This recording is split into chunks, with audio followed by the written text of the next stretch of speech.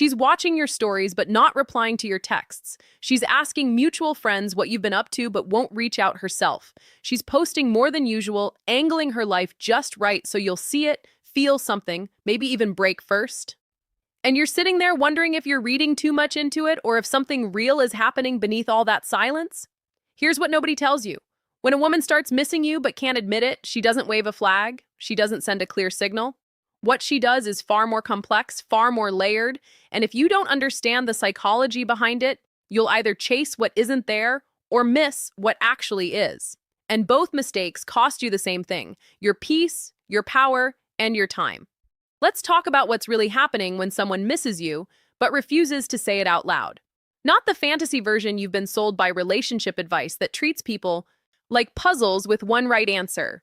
The real version, the one that requires you to be honest with yourself, grounded in reality, and strong enough not to need closure from someone who won't give it. If you're here because you want the truth and not the comfort, if you're ready to see things clearly instead of how you wish they were, then subscribe right now.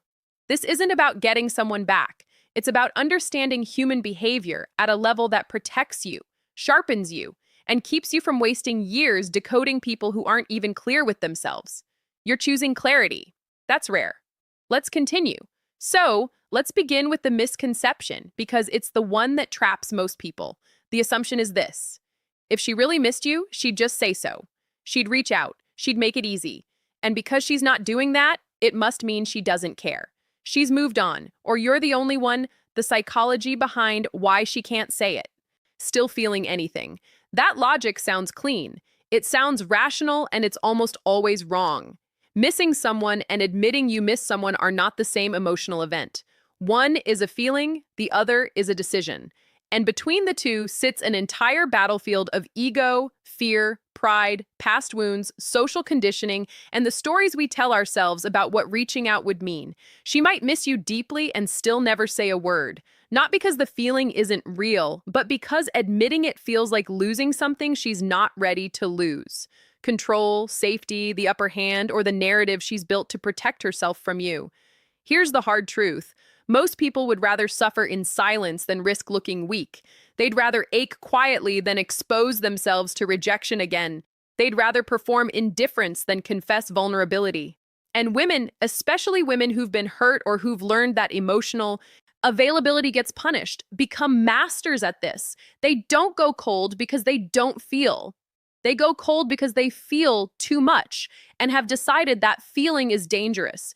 You have to understand something fundamental about human psychology. When someone pulls away from you after a connection, it's rarely because the connection didn't matter. It's because it mattered too much, too fast, or in a way that scared them. People don't run from nothing. They run from something, and sometimes that something is the intensity of their own emotions reflected back at them in another person. Sometimes it's not about you at all, it's about what being close to you forces them to confront in themselves. So when she starts missing you but won't admit it, what you're seeing isn't indifference, it's self-P protection. It's a psychological defense mechanism dressed up as moving on. And if you don't recognize it for what it is, you'll do one of two things. You'll either chase her, trying to prove the connection was real, which only confirms her fear that you're too available, too eager, too much, or you'll shut down completely, deciding she never cared, and you'll close a door that didn't need to be closed. Both responses are reactions. Neither is a choice. Let me tell you what this costs in real life. It costs you months of confusion. You analyze every little interaction, every social media post, every delayed response or lack of one. You build entire theories in your head about what she's thinking, what she wants, whether she's testing you or done with you. And while you're doing that, you're not building anything. You're not growing. You're not present in your own life. You're stuck in a mental loop trying to sign number one. Her sudden, random check-ins solve a riddle that she herself probably hasn't figured out yet. It costs you your confidence, because when someone you care about goes quiet on you, it's easy to internalize that as evidence that you weren't enough. You start replaying moments, wondering what you said wrong, what you should have done differently, why you weren't worth the effort of a single honest conversation. And that story, that quiet belief that you're somehow lacking, starts to seep into everything else. Your work, your friendships, the way you show up in the world. You carry it like weight you didn't ask for, and it cost you time. Time you could have spent investing in someone who's clear about wanting you. Time you could have spent becoming the kind of man who doesn't need to decode silence because he only engages with people who communicate. Time you could have used to build something real instead of chasing something that only exists in potential. So let's shift perspective here. Let's talk about what it actually looks like when a woman misses you but won't admit it. And more importantly, what you do with that information. Because recognizing the signs is useless if you don't know how to respond in a way that protects your peace and preserves your power. First, understand the signs.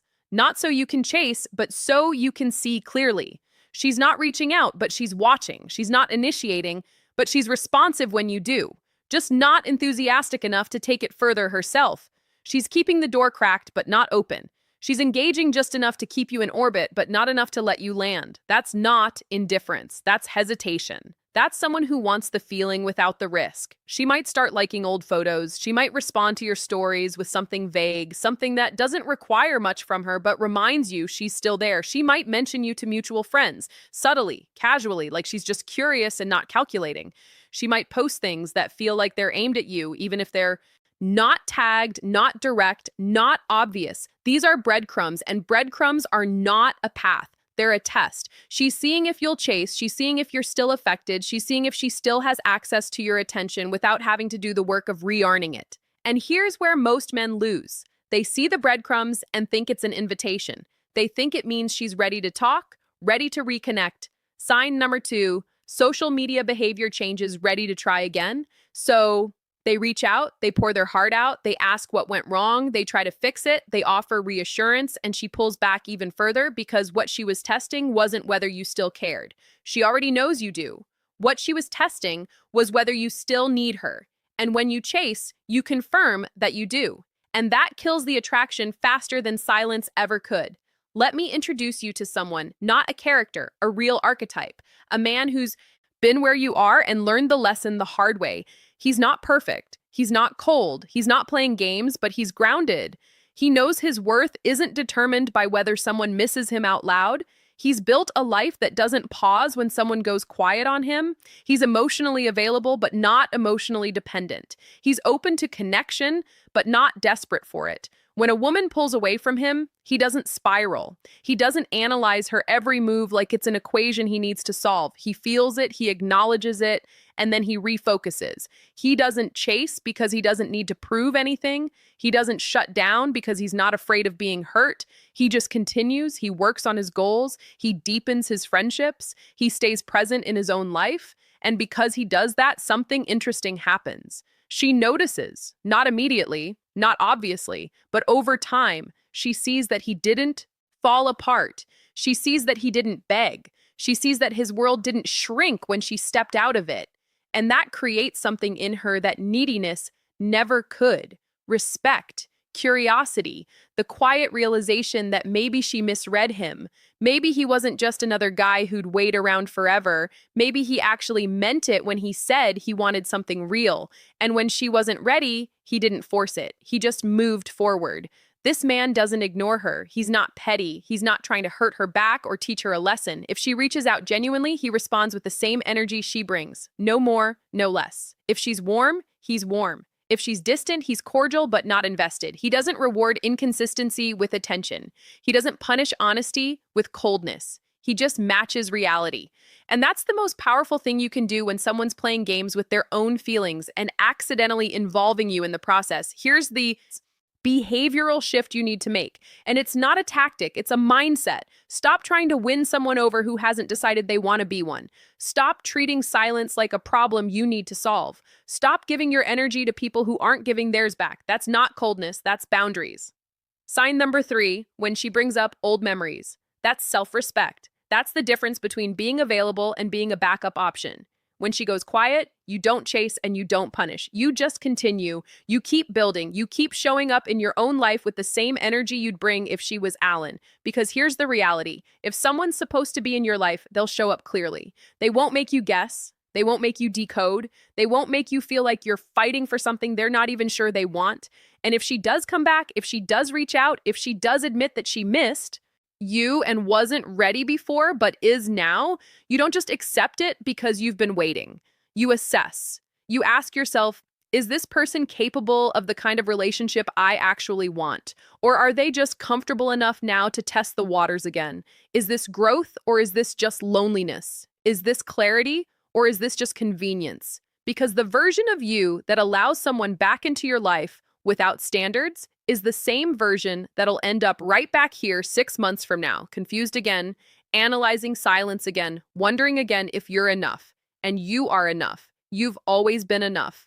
But being enough doesn't mean accepting less than you deserve just because someone finally decided to notice. Let's go deeper into what's happening on her side, because understanding this isn't about excusing the behavior, it's about seeing it clearly so you stop taking it personally. When a woman pulls away after a real connection, there's always an internal narrative running that has nothing to do with your value. Maybe she's been hurt before, and the moment things got real with you, her system went into defense mode. Maybe she's not ready for something serious but doesn't want to admit that because she doesn't want to lose the option of you. Maybe she's dealing with something in her life that has nothing to do with relationships but everything to do with her capacity to show up in one. Maybe she liked the version of herself she was becoming around you, and that terrified her because it meant change. And change is uncomfortable even when it's good. None of that makes it okay. None of that means you should wait around while she figures it out. But it does mean that her silence isn't a referendum on your worth. It's a reflection of where she is, what she's capable of right now, and what she's willing to risk. And you can have empathy for that without making it your problem to solve. Here's what most people get wrong about these situations. They think the goal is to get the person back. They think if they just say the real reason she keeps her distance right thing, do the right thing, give enough space or not enough space, the person will realize what they lost and come running back. And sometimes that happens. But even when it does, if nothing has changed, if the same fears and patterns are still there, you're just delaying the inevitable. You're restarting a cycle that'll break again the first time it gets hard. The real goal isn't to get them back. It's to become someone who doesn't lose themselves when someone else pulls away. It's to build a life so full, so purposeful, so aligned with who you actually are that someone's absence doesn't create a void. It might create sadness, it might create disappointment, but it doesn't create a crisis because your sense of self isn't tied to whether someone else can see your value. You know your value and you're not negotiating it. That's the shift. That's the difference between a man who spends months trying to decode silence and a man who moves forward regardless. One is reactive, the other is grounded. One is hoping for external validation. The other has internal clarity. And women, especially women who are emotionally intelligent, can feel that difference. They can feel when a man is chasing because he needs them versus when a man is open to them but whole without them.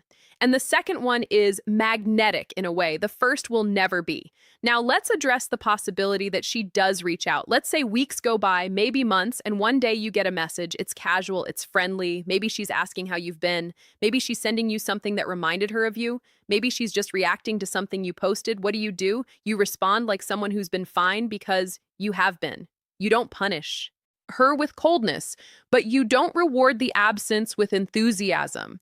You're warm, you're respectful, but you're not available in the way you used to be, because availability without reciprocation isn't kindness. It's self-abandonment. If she wants more than surface-level conversation, she has to earn it by showing up with more than surface-level energy.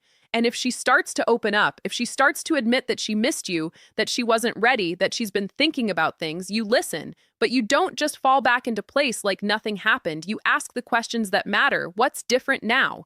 What made you ready when you weren't before? What are you actually looking for? And is it something you're prepared to invest in? Or are you just testing the waters again? Those aren't accusatory questions. They're clarity questions because you're not the same person you were when she left.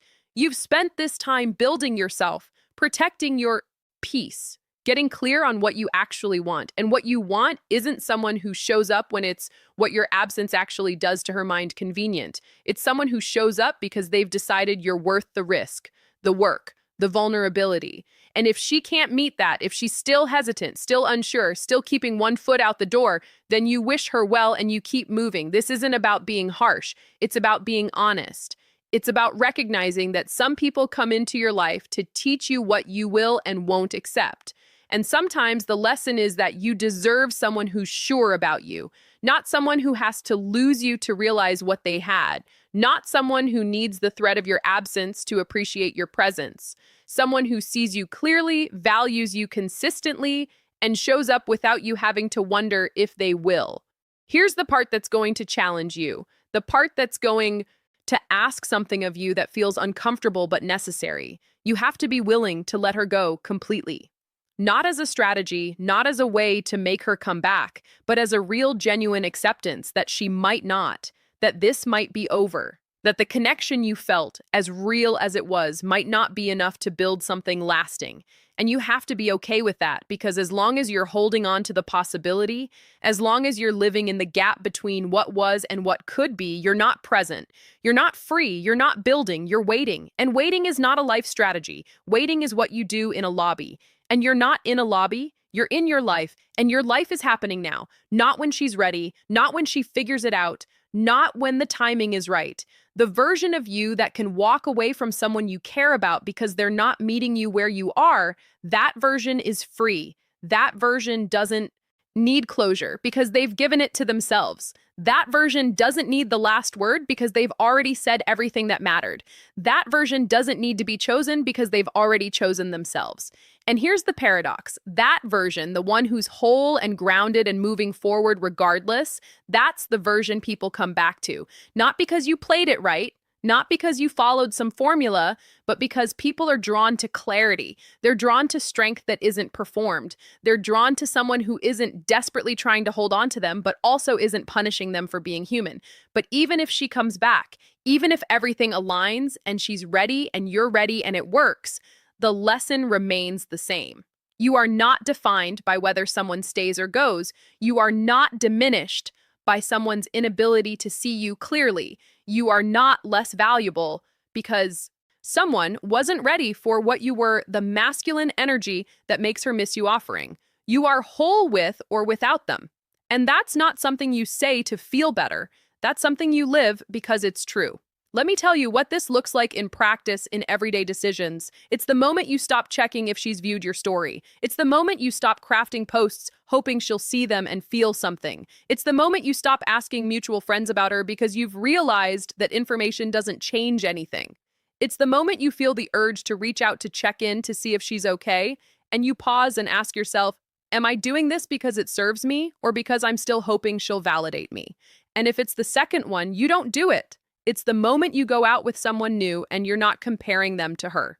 You're not looking for her and someone else. You're just present, open, curious about who this person is without the baggage of who someone else wasn't. It's the moment you realize days have gone by and you haven't thought about her. Not because you forced yourself not to, but because your mind has been occupied with things that actually matter. Things you're building, things you're excited about. That's freedom. That's the goal, not to stop caring. You don't have to stop caring, but to stop letting that care control you. To stop letting someone's uncertainty become your instability. To stop making someone else's emotional availability the measure of your worth. And if you're sitting here thinking, but what if I let go and she was actually the one? Then let me ask you this. If she was the one, would she be making you feel this way? Would she be leaving you in the dark, sending mixed signals, making you question where you stand? Or would she, how to handle it without losing your power, be clear, present, invested, and willing to work through the hard parts because she knows what she has. The one isn't someone you have to convince. The one isn't someone who needs to lose you to realize your value. The one is someone who sees you, chooses you, and shows up for you without you having to wonder if they will. And if that's not what's happening, then maybe the real question isn't whether she'll come back. Maybe it's why you're still waiting for someone who isn't showing up. You are not a backup plan. You are not a safety net. You are not the person someone comes to when they've run out of other options or when they're finally ready to settle. You are the priority or you're nothing. And that's not arrogance. That's standards. That's self-respect. That's the baseline for any relationship worth having. So here's what you do moving forward. You live your life fully, intentionally. You chase your goals with the same energy you've been giving to trying to decode her silence.